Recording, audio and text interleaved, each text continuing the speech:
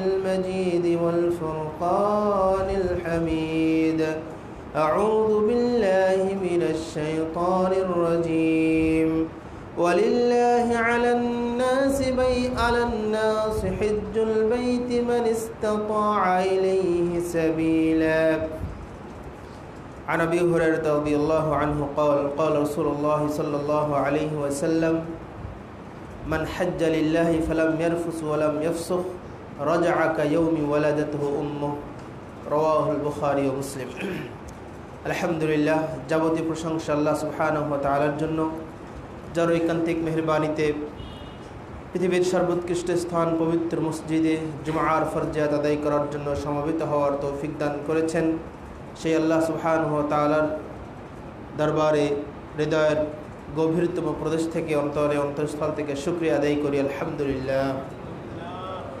অতঃপর লক্ষ্য করে দরুদ ও সালাম বর্ষিত হোক আখিরি জামানের নবীকুল শিরোমণি আহমদ মুস্তফা মুহাম্মদ মুস্তফা, বিশ্ব মানবতার মুক্তির কাণ্ডারী বিশ্বনবী মুহাম্মদ রাসূলুল্লাহ সাল্লাল্লাহু আলাইহি ওয়াসাল্লামের প্রতি, যে আমাদেরকে জীবন চলার পথের সকল দিক নির্দেশনা সুস্পষ্টরূপে বর্ণনা করেছেন। আমরা তার শানে দরুদ পাঠ করি সাল্লাল্লাহু আলাইহি ওয়াসাল্লাম। হজ্জের প্রস্তুতি এই শিরোনামে আজকের জুমআর খুতবা উপস্থাপন করার চেষ্টা করব ইনশাআল্লাহ। ওমা তৌফিকি ইল্লা বিল্লাহি আলাইহি তাওয়াক্কালতু আলাইহি উনিব। সম্মানিত উপস্থিতি, ইসলাম 5টি স্তম্ভের উপরে দণ্ডায়মান। বুনিয়াল ইসলামু আলা খামসিন শাহাদাতু আল্লা ইলাহা ইল্লাল্লাহ ওয়া আন্না মুহাম্মাদার রাসূলুল্লাহ ওয়া ইকামিস সালাহ ওয়া ইতাইজ যাকাত ওয়াল হজ ওয়া সাওমি রমাদান মুত্তাফাকুন আলাইহি। আব্দুল্লাহ ইবনে উমর রাদিয়াল্লাহু আনহু হতে বর্ণিত, তিনি বলেন রাসূলুল্লাহ সাল্লাল্লাহু আলাইহি ওয়াসাল্লাম বলেছেন, ইসলামের খুঁটি হলো 5টা, ইসলাম স্তম্ভ হলো 5টা, ইসলামের রোকন হলো 5টি। এক হলো এই মর্মে সাক্ষ্য দেওয়া আল্লাহ ছাড়া সত্য কোনো মাবুদ নেই এবং মুহাম্মদ সাল্লাল্লাহু আলাইহি ওয়াসাল্লাম আল্লাহর রাসূল। 2 সালাত কায়েম করা, 3 যাকাত দেওয়া, 4 সিয়াম রাখা রমজান মাসে, 5 হজ সম্পাদন করা। যাকাত দেওয়া এবং হজ করা এটা ধনীদের উপরে ফরজ। 5টি স্তম্ভের 5টিই ধনীদের উপরে আবশ্যকীয়ভাবে ফরজ। ঈমান রাখা এবং সেটা প্রতিপালন করা। আর এই 5টি বিষয়ের উপরে পূর্ণাঙ্গ রূপে, পরিপূর্ণ রূপে, পুঙ্খানুপুঙ্খ রূপে, যথাযথ রূপে ঈমান আনয়ন করা সকল মুসলমানের উপরে ওয়াজিব, আবশ্যক। কিন্তু পালন করা 3টা ওয়াজিব। কারণ গরিব মানুষদের উপরে তো হজ এবং যাকাত ফরজ নয়। আল্লাহ রাব্বুল আলামিন বলেছেন, ওয়ালিল্লাহি আলান নাসি হিজ্জুল বাইতি মান ইসতাতাআ ইলাইহি সাবিলা। ওয়ালিল্লাহি আলান নাস, মানুষের জন্য, আল্লাহ সুবহানাহু ওয়া তাআলার জন্য মানুষের উপরে, হিজ্জুল বাইতি মান ইসতাতাআ ইলাইহি সাবিলা, আল্লাহর ঘরের জন্য ইচ্ছা পোষণ করা, হজ করা, যার সেই ঘরে যাওয়া আসার সামর্থ্য আছে। কিন্তু গরিব মানুষ যে রিক্সা চালিয়ে খায়, যে দিনমজুর করে খায়, যে মধ্যবিত্ত সংসার চালানো কঠিন হয়ে যায়, তার উপরে তো আর মক্কায় যাওয়া আসার সুযোগ থাকে না। কিন্তু এর উপরে ঈমান আনা তার উপরে আবশ্যক, ওয়াজিব। কোনোরূপ সন্দেহ সংশয় যদি আমার ভিতরে এসে যায় তাহলে কিন্তু আমার ঈমান থাকবে না। এই জন্য হজের বিষয়ের উপরে ঈমান, এটা ঈমানের একটি অংশ। হজের উপরে ঈমান আনা মুসলিমদের উপরে আবশ্যকীয় একটি বিষয়। এই জন্য এটাকে অস্বীকার করা, এটা সম্পর্কে না জানার কোনো সুযোগ নাই, জানতে হবে। যারা হজে যাবেন তারাই শুধু অবগত হবেন, যে না, জানতে হবে সকলকে। হজ শব্দটি আরবি, এটার শাব্দিক অর্থ হলো আল ইরাদা, ইচ্ছা করা। কোনো কিছুর ইচ্ছা করাটা হলো শাব্দিক অর্থে হজ। আর হজের শরঈ বা পারিভাষিক অর্থ হলো নির্দিষ্ট সময়ে, নির্দিষ্ট মাসে আল্লাহ সুবহানাহু ওয়া তাআলার সন্তুষ্টি অর্জন করার জন্য নির্দিষ্ট কতিপয় কাজ রাসূলুল্লাহ সাল্লাল্লাহু আলাইহি ওয়াসাল্লামের সুন্নাহ মোতাবেক সম্পাদন করার নাম হলো হজ। আমরা জানি হজ 8 জিলহজ থেকে শুরু হয়, তাই না? জিলহজ মাসের 8 তারিখ থেকে মূল হজের কার্যক্রম শুরু হয়। যদি আমি রমাদান মাসে হজে যাই, হজ হবে না। বাংলাদেশে কি এরকম কোথাও আছে যে সেখানে তাওয়াফ করার সুযোগ আছে? বা পৃথিবীতে আর অন্য কোথাও আছে মক্কা মুকাররমা ছাড়া? সুতরাং নির্দিষ্ট স্থানে যেতে হবে হজ করতে গেলে। হজের একটা অন্যতম রকম হলো আরাফার ময়দানে উপস্থিত হওয়া। আল্লাহ রাসূল বলছেন আল হাজ্জু ইয়াউমা আরাফা, আরাফার দিনে উপস্থিত থাকাই হলো হজ। এটা হলো হজের মৌলিক রকম। তাওয়াফ করা, সাই করা, হালক করা, কুরবানি করা, তাওয়াফ করা, এগুলো তো আছেই, কিন্তু মৌলিক হজের মৌলিক দিক হলো তাওয়াফ, আরাফার ময়দানে উপস্থিত থাকা। হজের এই জন্য গুরুত্ব অপরিসীম। যারা হজে যেতে পারেন, হজ মানুষের ইহকালীন এবং পরকালীন জীবনে মুক্তির একটি মাধ্যম। বিশেষ করে আরাফার ময়দান এমন একটি গুরুত্বপূর্ণ ময়দান যেখানে মানুষের সকল চাওয়া আল্লাহ তাআলা পূরণ করেন। এই জন্য আমাদেরকে হজের যাওয়ার জন্য, যাদের আমাদের টাকা আছে, পয়সা আছে, তারা হজে যাওয়ার প্রতিযোগিতা করি। হজের জন্য আমরা মরিয়া হয়ে উঠি। আবার হজ করে ফিরে আসার পরে আমাদের সমাজে এমন অনেক মানুষ আছে, আগে লেখা হতো মোহাম্মদ বজলুর রহমান, আর এখন লেখা হয় আলহাজ মোহাম্মদ বজলুর রহমান, তাই না? কারণ আমি হজ করে এসেছি। অথচ বিজয় হজ্জের ময়দানে রাসূলুল্লাহ সাল্লাল্লাহু আলাইহি সাল্লাম দায়িত্বহীন কণ্ঠে বলেছেন যে, ইবনে মাজাহ 2890 নম্বর হাদিস সহিহ, যে আল্লাহুম্মা হাজ্জাতুন লা রিয়া ফিহা ওয়ালা সুমআ। সুবহানাল্লাহ ওয়া বিহামদিহি। হে আল্লাহ, এই হজের মধ্যে কোনো রিয়া, লৌকিকতা নেই, কোনো লোককে, মানুষকে শোনানোর জন্য কোনো কিছু নেই। এটা শুধুমাত্র আল্লাহ সুবহানাহু ওয়া তাআলার জন্য। আল্লাহুম্মা হাজ্জাতুন লা রিয়া ফিহা ওয়ালা সুমআ। এই হজ, হে আল্লাহ, এই হজ এমন একটি হজ, এমন একটি ইবাদত যেখানে মানুষের দেখানোরও কিছু নাই, মানুষের নিকটে শোনার, মানুষের কাছ থেকে শ্রুতির কিছু নাই। এই যে আল হজ বললে আমার মনে একটু প্রশান্তি হয়, এটাই আপনার হজ শেষ করে দিয়েছে। এই যে লৌকিকতা, আপনি হজ করে এসেছেন, মানুষ দেখলে বলবে আপনি হাজি বাড়ি, হাজি সাহেবের বাড়ি, হাজিগ্রাম, হাজিপাড়া, এই যে বিষয়গুলো সবই শরীয়ত পরিপন্থী বিষয়। এই জন্য রাসূলুল্লাহ সাল্লাল্লাহু আলাইহি ওয়াসাল্লাম বলছেন, এটা হলো সবচেয়ে উত্তম আমল। হজ যদি কবুল হয়ে যায়, সহিহ বুখারীর 26 নম্বর হাদিস, আবু হুরায়রা রাদিয়াল্লাহু আনহু হতে বর্ণিত, তিনি বলছেন রাসূলুল্লাহ সাল্লাল্লাহু আলাইহি ওয়াসাল্লামকে জিজ্ঞাসা করা হলো, সুইলা আইয়ু আফদালু আমাল, বা আইয়ু আমালুল আফদাল, সবচেয়ে উত্তম আমল কোনটি? আল্লাহ রাসূল সাল্লাল্লাহু আলাইহি ওয়াসাল্লাম বলেন, আল ঈমানু বিল্লাহি ওয়া রাসূলিহি, আল্লাহ এবং তার রাসূলের প্রতি ঈমান আনয়ন করা হলো সবচেয়ে উত্তম আমল। কিলা সুম্মা মান, তারপরে কি? সুম্মা মাযা, তারপরে কি? আল্লাহ নবী সাল্লাল্লাহু আলাইহি ওয়াসাল্লাম বলছেন, আল জিহাদু ফি সাবিলিল্লাহ, আল্লাহর রাস্তায় জিহাদ করা। কিলা সুম্মা মাযা, জিজ্ঞাসা করা হলো তারপর কোনটা? তিনি বললেন হাজ্জুন মাবরুর, কবুলযোগ্য হজ। 3 নম্বর স্তরে আছে সবচেয়ে পছন্দনীয় আমল, সবচেয়ে প্রিয় আমল, সবচেয়ে ফজিলতপূর্ণ আমল, একটা হলো হজ। সহিহ বুখারীর 1449 নম্বর হাদিস, আবু হুরায়রা রাদিয়াল্লাহু আনহু হতে বর্ণিত, তিনি বলেন রাসূলুল্লাহ সাল্লাল্লাহু আলাইহি ওয়াসাল্লাম বলেছেন, মান হাজ্জা লিল্লাহি, যে ব্যক্তি আল্লাহকে খুশি করার জন্য হজ করে, যে ব্যক্তি আল্লাহকে খুশি করার জন্য হজ সম্পাদন করলো, ফালাম ইয়ারফুস ওয়ালাম ইয়াফসুক, যে হজ সফরে কোনো ফাসেকি কাজ নেই, কাউকে কষ্ট দেওয়া নেই, কাউকে গীবত করা নেই, কোনো অন্যায় কাজ করা নেই, কোনো মিথ্যাচার কাজ করা নেই, কোনো অশ্লীলতা, কোনো বেহাপনামূলক কোনো কথা চিন্তা ভাবনা তার হয় নাই, রাজা কায়াউমি ওয়ালাদাতহু উম্মুহ, সে হজ থেকে যেন এমন অবস্থায় ফিরে আসে, তার মায়ের গর্ভ থেকে একটা সন্তান যখন নিষ্পাপ হয়ে পৃথিবীতে আগমন করে, ঠিক এই অবস্থায় যে হজ করতে গিয়ে কোনো অন্যায় করেনি, কোনো মিথ্যাচার করেনি, কোনো গীবত তহমত করেনি, কোনো মিথ্যাচার করেনি, কোনো অন্যায়ের সাথে সাপোর্ট করেনি, তাহলে সে ওই রকম নিষ্পাপ হয়ে সে তার দেশে ফিরে আসে। সুবহানাল্লাহ, নিষ্পাপ হয়ে ফিরে আসে। রাসূলুল্লাহ সাল্লাল্লাহু আলাইহি ওয়াসাল্লাম বলছেন, আল হাজ্জুন মাবরুরুন লাইসা লাহু জাযাউন ইল্লাল জান্নাহ, কবুলযোগ্য হজের কোনো পুরস্কার নাই, কোনো প্রতিদান নাই, একটা ছাড়া, সেটা হলো হজ, জান্নাত।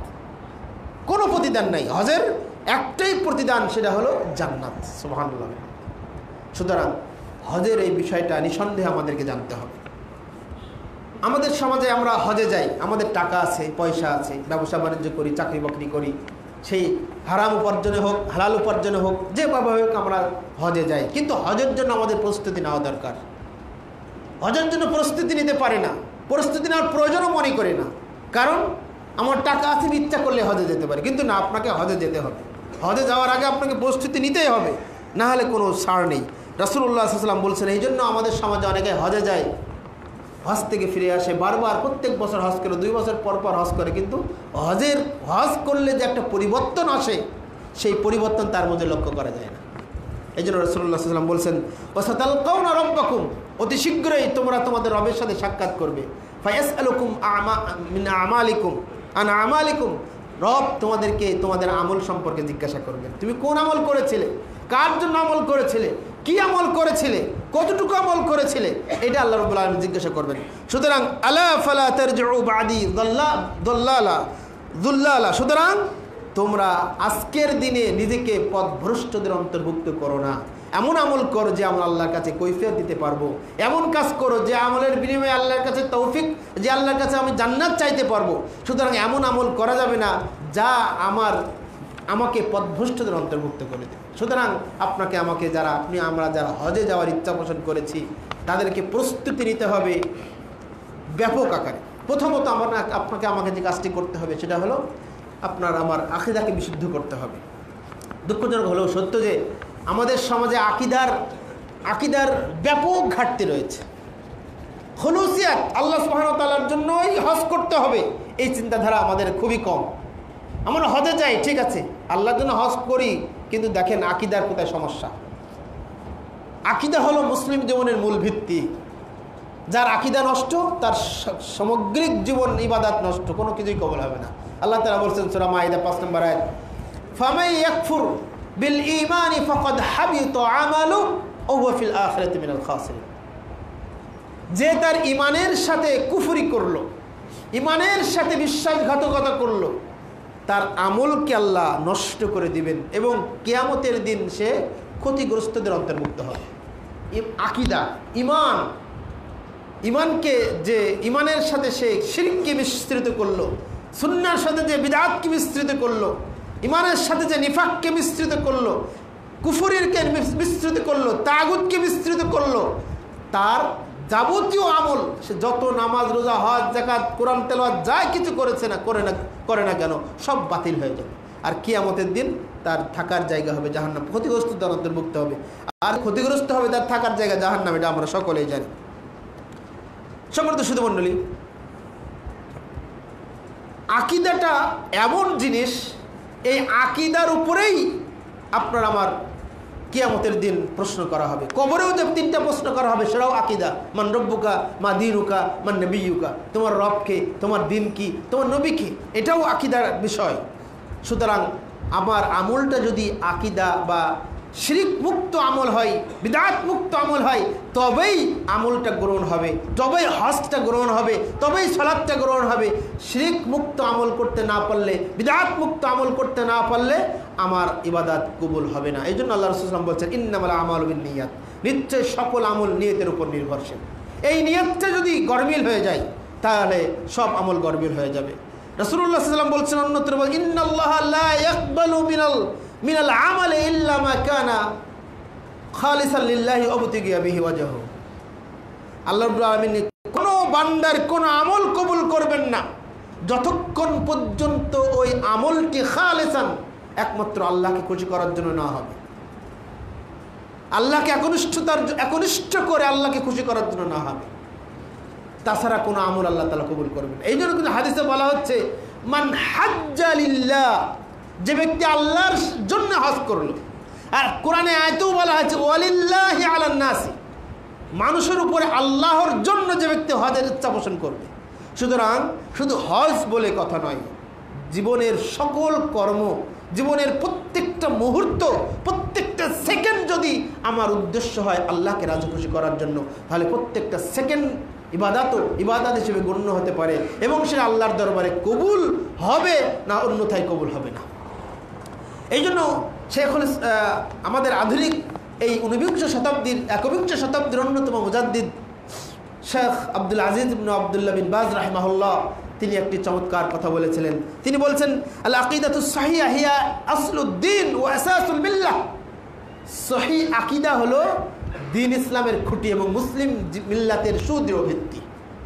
এটার উপরেই, সহি আকীদার উপরেই মূলত ইসলামের ভিত্তি প্রতিষ্ঠিত। কিয়ামতের দিন যদি আকীদা বিশুদ্ধ না হয়, তাহলে আপনার আমার কোনো আমল কবুল করবেন না আল্লাহ তাআলা। যদি শিরক মুক্ত আমল আমি ইবাদত করতে না পারি, তাহলে কোন আমল, কোন ইবাদত, হজ কবুল করবেন না, উমরা আল্লাহ কবুল করবেন না। আমাদের সমাজে এক শ্রেণী মানুষ আমরা আছি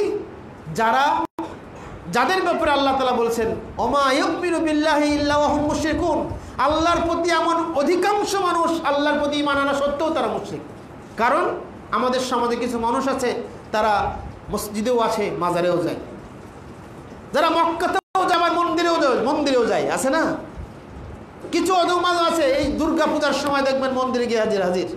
এক শ্রেণী তথাকথিত মুসলিমরা ওই মন্দির পাহারা দেয়, আবার তারাই আহলে হাদিসের জামে মসজিদগুলো ভেঙে টুকরা টুকরা করে দেয়। তাদের আকীদা কত নষ্ট আর কত ভ্রষ্ট। তাহলে এই জন্য রাসূলুল্লাহ সাল্লাল্লাহু আলাইহি ওয়াসাল্লাম বলছেন, হাদিসে কুদসি আল্লাহ তাআলা বলেন, ক্বালা তাবারাকাল্লাহু তাআলা আনা আগনাশ শুরাকা মিনাশ শিরক। আল্লাহ বলছেন আমি শিরক থেকে মুক্ত, আমি যাবতীয় অংশীদার স্থাপন করা থেকে মুক্ত। আমার সাথে শিরিক করে তোমরা কেউ পার পাবে না। আমি সকল প্রকার শিরিক থেকে মুক্ত, ছোট শিরিক হোক আর বড় শিরিক হোক, শিরিক থেকে মুক্ত। মানে আমিলা আমালান আশরাকা ফিহি মাই গায়রি, যে ব্যক্তি কোন আমল করলো, সেই আমলের মধ্যে আমার সাথে অন্য কাউকে শরীক স্থাপন করলো, তারাকতুহু ওয়া শিরকাহু। আল্লাহ বলছেন আমি ওই ব্যক্তিকে পরিত্যাগ করি এবং সে যে শিরিক করছে শিরিককেও পরিত্যাগ করি। আমার কাছে তার কোনো মূল্য নাই। সে যত বড় পরহেজগার হোক, আর যত বড় বুজুর্গানে দিন হোক, আর যত বড় পীরে কামেল হোক, আর যত বড় শিক্ষিত হোক, আল্লাহ রাব্বুল আলামিনের কাছে তার কোনোই মূল্য নাই, 2 পয়সা মূল্য নেই। আল্লাহ বলছে আমি তাকে পরিত্যাগ করি, তারাকতুহু, আমি তাকে ছেড়ে দেই। ও শিরকাহু, আর যদি শিরিক করছে, যে পীরকে শিরিক করছে, যে মাদারে যাচ্ছে, যে খানকায় যাচ্ছে, যে কবরে যাচ্ছে, যে কচ্ছপের কাছে যাচ্ছে, সেগুলোকে আমি পরিত্যাগ করি, আল্লাহ তাআলা বলছে। সুতরাং হজ করতে যাওয়ার আগে আপনার আমার অনেক সম্পদ আছে। আপনি যদি পীর পূজারি হই, মাজার পূজারি হই, খানকা পূজারি হই, বিদআতি হই, তাহলে আপনার ওই হজ ওই মক্কাতেই থাকবে, বাংলাদেশে আসবে না। সুতরাং আকীদাকে সাফ করতে হবে। হজ করার আগে, ইবাদত করার আগে আকীদাকে সাফ করতে হবে। এবার 2 নম্বর আপনাকে আমাকে যেটা করতে হবে, হজে যাওয়ার আগে উপার্জন হালাল হতে হবে। আমাকে এখন যদি প্রশ্ন করা হয় আমাদেরকে যে আমাদের বর্তমান বাংলাদেশে পার্সেন্টেজ যদি করা হয় হালাল উপার্জনকারীদের সংখ্যা পরিমাণ কত, যদি পার্সেন্টেজ করা হয় তাহলে পার্সেন্টেজ করা বড় মুশকিল হয়ে যাবে। অধিকাংশ মানুষ আমরা হারামের সাথে জড়িত, কোনো না কোনোভাবে হারামের সাথে জড়িত। ইল্লা মাশাআল্লাহ, আল্লাহ তাআলা যাদেরকে ইবাদত করে দেন তারা ভিন্ন বিষয়। ইবাদত কবুলের মৌলিক শর্ত 2টা, একটা হলো ইখলাস, আর একটা রাসূলের পদ্ধতি, আর একটা হলো বাহ্যিক যে আলামত, সেটা হলো আপনার হালাল উপার্জন। সহিহ বুখারীর, সহিহ মুসলিমের 1015 নম্বর হাদিস, আবু হুরায়রা রাদিয়াল্লাহু আনহু হতে বর্ণিত, তিনি বলছেন রাসূলুল্লাহ সাল্লাল্লাহু আলাইহি ওয়াসাল্লাম বলেছেন ইন্নাল্লাহা তাইয়্যিব লা ইয়াকবালুল্লাহু ইল্লা তাইয়্যিবান, নিশ্চয় আল্লাহ পবিত্র, তিনি পবিত্র ছাড়া কোনো কিছুই কবুল করেন না। পবিত্র জিনিস ছাড়া কোনো কিছুই পবিত্র করেন না, কবুল করেন না। আর আমরা জানি হারাম কখনো পবিত্র হতে পারে না, হারাম নিঃসন্দেহে অপবিত্র। এরপর আল্লাহ রাসূল সাল্লাল্লাহু 2টা আয়াত উপস্থাপন করলেন। একটা হলো ইয়া আইয়ুহার রাসূল কুলু মিনাত তাইয়্যিবাতি ওয়া আমালু সালিহান ইন্নী বিমা তা'মালুনা আলিম। হে মানুষ, হে ইয়া আইয়ুহার রাসূল, আল্লাহ তাআলা বলছেন হে রাসূলগণ, তোমরা পবিত্র জিনিস খাও, ভক্ষণ করো এবং আমলে সালেহ করো, আর তোমরা যা করো সে বিষয়ে আল্লাহ রাব্বুল আলামিন সর্বজ্ঞ। অন্য একটা আয়াতে আল্লাহ বলছেন ইয়া আইয়ুহাল্লাযীনা আমানু কুলু মিন তাইয়্যিবাতি মা রাযাকনাকুম, হে ইমানদারগণ, আমরা তোমাদেরকে যে পবিত্র রিজিক দিয়েছি সেখান থেকে তোমরা খাও। অতঃপর এই 2টা আয়াত উপস্থাপন করে আল্লাহ রাসূল সাল্লাল্লাহু আলাইহি ওয়াসাল্লাম একজন ব্যক্তির উদাহরণ দিচ্ছেন। সুম্মা যাকারা রাজুলুন, এক ব্যক্তির উদাহরণ দিচ্ছেন, ইউতিলিস সাফারা আশআসা, একজন ব্যক্তির উদাহরণ দিচ্ছেন যে ব্যক্তির সফরের আলামত তার শরীরে স্পষ্ট হচ্ছে, স্পষ্ট দেখা গেল। আশআসা আকবরা, যার ধোলামলিন চেহারা, মাথায় ধোলাই ভর্তি, চোখ মুখে চেহারায় সফর থেকে আসলে, ঢাকা থেকে আসলে একজন মানুষের উস্কোখুস্কো হয়ে যায় না, এরকম চেহারা অবস্থায়। অতঃপর সে শহরের শেষ প্রান্তে যাওয়ার পরে তার বাড়িতে আসার মতো তার কোনো অর্থ সম্পদ নেই, তার কাছে কোনো যানবাহন নেই। এমন অবস্থায় সে বাড়িতে কিভাবে যাবে? তখন ইউতিলু ইয়াদাহু ইলাস সামা, সে তার দুই হাত আসমানের দিকে তাকিয়ে বলছে, ইয়া রব্বি হে আমার প্রতিপালক, হে আমার প্রতিপালক, আমাকে উপায় বের করে দাও, আমি যেন বাড়িতে যেতে পারি, আমার পরিবারের কাছে যেতে পারি, আমার একটা পথ বের করে দাও। আল্লাহ রাসূল বলছেন, ওমা তা'আমুহু হারামুন, অথচ ও যে ভক্ষণ করে, যে খাবারটি খায়, সেই খাবারটি হারাম। ও মালবাসুহু হারামুন, ও যে পোশাকটি পরে আছে, পোশাকটি হারাম। ও মাশরাবুহু হারামুন, এমনকি ও যে পানীয়টি পান করে সেটাও হলো হারাম টাকায় পানি কেনা। ও গুদিয়া বিল হারাম, এমনকি তার গোটা শরীর হারাম দ্বারা গঠিত হয়েছে। ফাআন্না ইস্তাজাবু লিযালিক, সাহাবী তোমরা কি বলতে পারো এই ব্যক্তির দোয়া কি কখনো কবুল হবে? যার খাবার হারাম, যার পানীয় হারাম, যার পোশাক হারাম, এমনকি তার গোটা শরীর হারাম দ্বারা গঠিত, তার কি দোয়া কবুল হতে পারে? সুতরাং দোয়া একটি যেমন ইবাদত, হজ একটি ইবাদত, সিয়াম একটি ইবাদত, যাকাত, সিয়াম, সালাত একটি ইবাদত। সুতরাং ইবাদত কবুল হওয়ার বাহ্যিক একটা অবশ্যই একটি অন্যতম বৈশিষ্ট্য হলো, মূলনীতি বা স্তর হলো, শর্ত হলো আগে হালাল উপার্জন করতে হবে। হারাম উপার্জন করলে নেকি বা কবুল হবে না, হজ কবুল হবে না। আপনি হারাম উপার্জন করে কোটি কোটি টাকার মালিক, প্রতি বছর হজ যাচ্ছেন, কিন্তু হজ থেকে ফিরে এসে দেখবেন সেই সুদের সাথে জড়িত আছেন, তাহলে কি তার হজ হচ্ছে? হজ কবুল হওয়ার একটা গুরুত্বপূর্ণ আলামত আমরা বুঝতে পারি যে হজ থেকে ফিরে আসার পর পূর্বের পাপ থেকে ছেড়ে দেবে। কারণ আল্লাহ বলছেন, রাজা কা ওয়ালাদাতহু উম্মাহ, সেজন্য এমনভাবে ফিরে এসেছে নিষ্পাপ, তার কোনো পাপ নেই, ছোট বাচ্চা। এরপরে 3 নম্বর যে প্রস্তুতি নিতে হবে, আপনাকে হজ কাফেলা প্রশিক্ষণ এবং মুআল্লিম নির্ধারণ সম্পর্কে আপনাকে আমাকে সতর্ক হতে হবে। নিঃসন্দেহে আমরা যারা বাংলাদেশ থেকে হজে যাই, ওইখানকার কোথায় তাওয়াফ করতে হবে, কোথায় সাই করতে হবে, ওখান থেকে কোথায় আরাফার মাঠ, তারপরে মুজদালিফায়, তারপরে মিনাতে গিয়ে কি করতে হবে আমরা কিন্তু জানি না। সহিভাবে হজ সম্পাদন করতে গেলে এই জন্য সহি কাফেলা নির্ধারণ করা জরুরি। বিশুদ্ধ মানহাজ, সালাফি মানহাজের কাফেলা নির্ধারণ করা জরুরি। এক্ষেত্রে হজে যাওয়ার কমপক্ষে 1 থেকে 2 মাস আগে থেকে আপনাকে আমাকে প্রশিক্ষণ নিতে হবে, কিভাবে হজ সম্পাদন করতে হবে, কখন তালবিয়া পাঠ করতে হবে, কখন ইহরাম বাঁধতে হবে, কখন তাওয়াফ করার পরে সাই করতে হবে, সাই করার পরে কোথায় কি করতে হবে, সব কিছু আগে থেকে প্রশিক্ষণ নিয়ে যেতে হবে। অথচ আমার টাকা আছে, প্রশিক্ষণ নেওয়ারই প্রয়োজন মনে করি না, আমার হজ কাফেলা বলে দিলাম, গিয়ে চলে গেলাম, তারা যেভাবে করলো না। আপনি এমন এক শ্রেণী আমার এই কাফেলা আছে যারা হাজি বৃদ্ধির জন্য মানুষের ইচ্ছা মতো হজ করায়, কিন্তু মানুষের যে লক্ষ লক্ষ টাকা খরচ করে তারা হজ করছে, তাদের হজটা নষ্ট হয়ে যাচ্ছে, কাফেলা এটা মনে করেন। অতএব আপনাকে আমাকে হজ করার ক্ষেত্রে কাফেলা নির্ধারণে সতর্ক হতে হবে। কমপক্ষে আপনাকে আমাকে 1 মাস 1.5 মাস আগ থেকে প্রশিক্ষণ নিতে হবে, এবং মুআল্লিম যিনি শিক্ষক হবেন তাকে অবশ্যই সহি আকীদা এবং মানহাজের অন্তর্ভুক্ত হতে হবে। নাহলে বিদআতি মুআল্লিম, বিদআতি উস্তাদ যদি আপনাকে হজ করায়, তাহলে ওই আরাফার ময়দানে গিয়ে আপনাকে জোহর 4 রাকাত পড়াবে, আসর 4 রাকাত পড়াবে, যেটা সুন্নাহ পরিপন্থী। আপনার ওই সূর্যাস্ত যাওয়ার আগেই আপনাকে আরাফা থেকে নিয়ে চলে যাবে ভালো জায়গা, মুজদালিফায় ভালো জায়গা যাবে। কিন্তু রাসূলুল্লাহ সাল্লাল্লাহু আলাইহি ওয়াসাল্লামের বিধান মুজদালিফা, আরাফার সূর্য অস্ত যাওয়ার পর থেকে আরাফা ত্যাগ করতে হবে। সূর্য অস্ত যাওয়ার আগে আরাফা ত্যাগ করার কোনো অনুমতি নেই।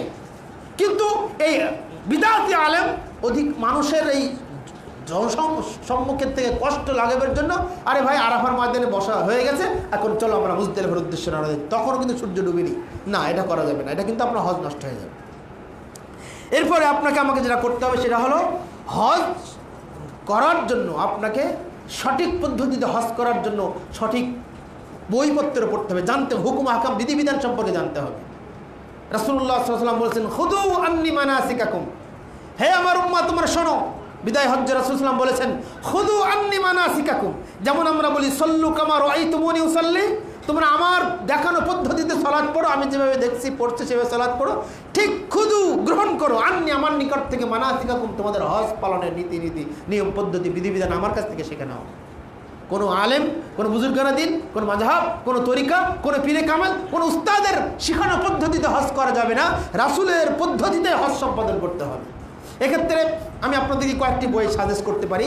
একটা হলো শেখুল যিনি সৌদি আরবের ফতোয়া লাজনা দায়েমার সম্মানিত গুরু গ্রান্ড মুফতি শেখ আব্দুল্লাহ ইবনে আব্দুল আজিজ ইবনে বাজ রাহিমাহুল্লাহ, তার একটি এই হজের উপরে একটা বই আছে, বাংলা অনুবাদ হয়েছে, তার ছাত্র শেখ আব্বাদ আব্দুল মুহসিন আল আব্বাদ হাফিজাহুল্লাহ এখন বেঁচে আছেন মদিনা বিশ্ববিদ্যালয়ের, তিনি এখন হেড ভিসি। তার একটা বই আছে হজের উপরে, সেই বইটা আপনারা নিতে পারেন। এরপরে বাংলাদেশে আমাদের আহলে হাদিস বাংলাদেশের আমির Galib sir, professor doctor Mohammad Asadullah Galib স্যারের একটা বই আছে হজ উমরা। মুজফর বিন মুহসিনের একটা বই আছে এক নজর হজ উমরা। আব্দুল রাজ্জাক বিন ইউসুফের একটা হজ বই আছে। এই বইগুলো আপনারা নেবেন, কোরআন এবং সুন্নাহর রেফারেন্স ভিত্তিক যেখানে আছে আপনি সেটা পালন করার চেষ্টা করবেন। এরপর 5 নম্বর, একেবারে সময় শেষ, আমি পয়েন্টগুলো বলে দিই। প্রয়োজনীয় অর্থ সঙ্গে নিয়ে যাবেন।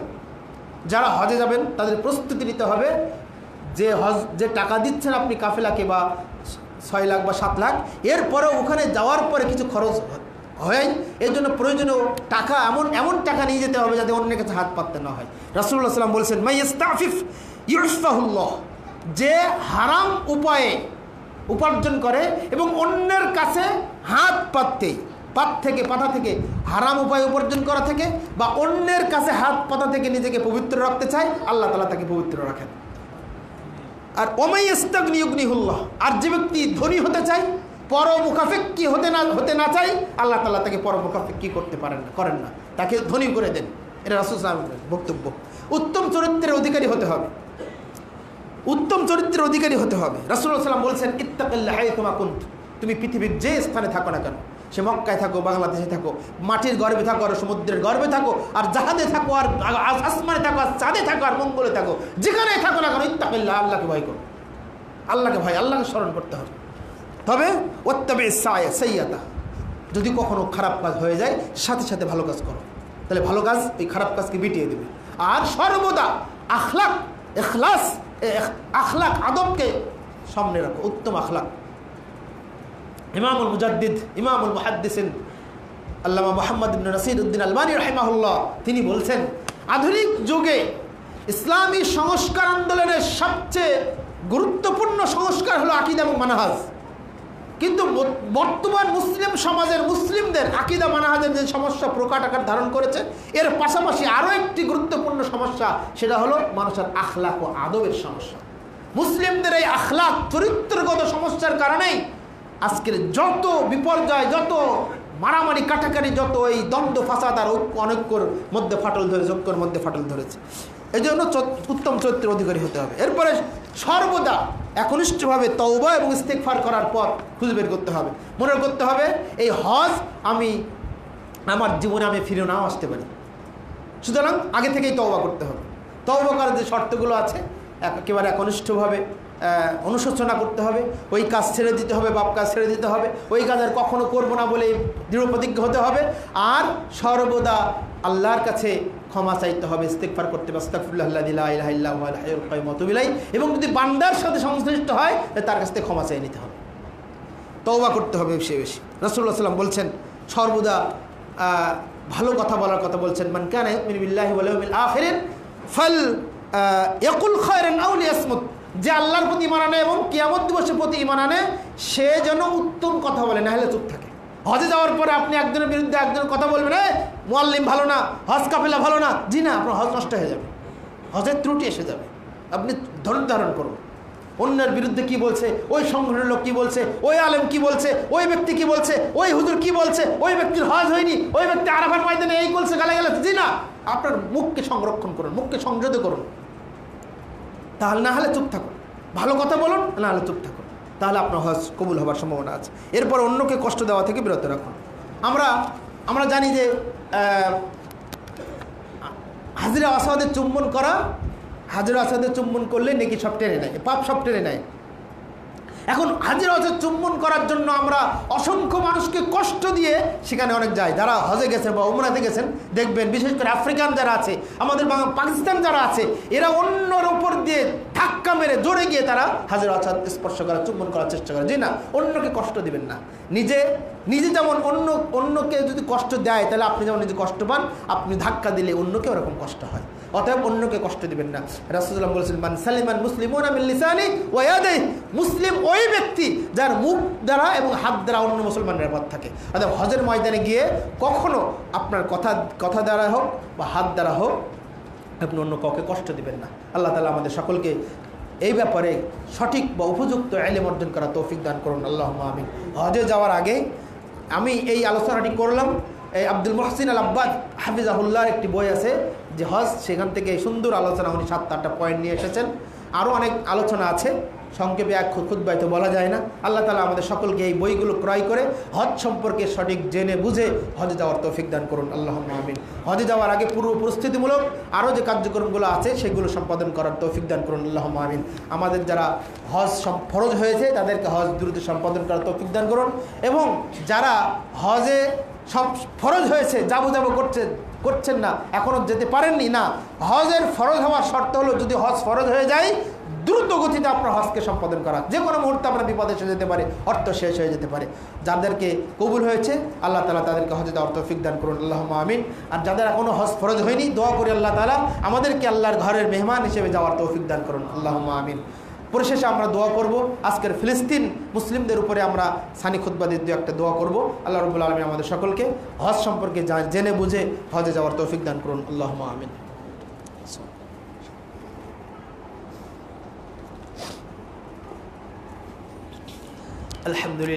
আলহামদুলিল্লাহ নাহমাদুহু ওয়া নাস্তাঈনুহু ওয়া নাস্তাগফিরুহু ওয়া নু'মিনু বিহি ওয়া নাতাওয়াক্কালু আলাইহি ওয়া নাউযু বিল্লাহি মিন শুরুরি আনফুসিনা ওয়া মিন সাইয়্যাতি আমালিনা মান ইয়াহদিহিল্লাহু ফালা মুদিল্লা লাহু ওয়া মান ইউদ্লিলহু ফালা হাদিয়া লাহু ওয়া আশহাদু আন লা ইলাহা ইল্লাল্লাহু ওয়াহদাহু লা শারীকা লাহু ওয়া আশহাদু আন্না মুহাম্মাদান আবদুহু ওয়া রাসূলুহু ইন্নাল্লাহা মালায়েকাতাহু ইউসাল্লুনা আলান নবী ইয়া আইয়ুহাল্লাযীনা আমানু সাল্লু আলাইহি ওয়া সাল্লিমু তাসলিমা আল্লাহুম্মা সাল্লি আলা মুহাম্মাদিন ওয়া আলা আলি মুহাম্মাদিন কামা সাল্লাইতা আলা ইব্রাহিম ওয়া আলা আলি ইব্রাহিম ইন্নাকা হামিদুম মাজিদ اللهم بارك على محمد وعلى آل محمد كما باركت على إبراهيم وعلى آل إبراهيم إنك حميد مجيد اللهم انصر من نصر دين محمد صلى الله عليه وسلم واجعل منهم آمين وخذل من خذل دين محمد صلى الله عليه وسلم ولا تجعل منهم آمين ربنا ظلمنا أنفسنا وإن لم تغفر لنا وترحمنا لنكونن من الخاسرين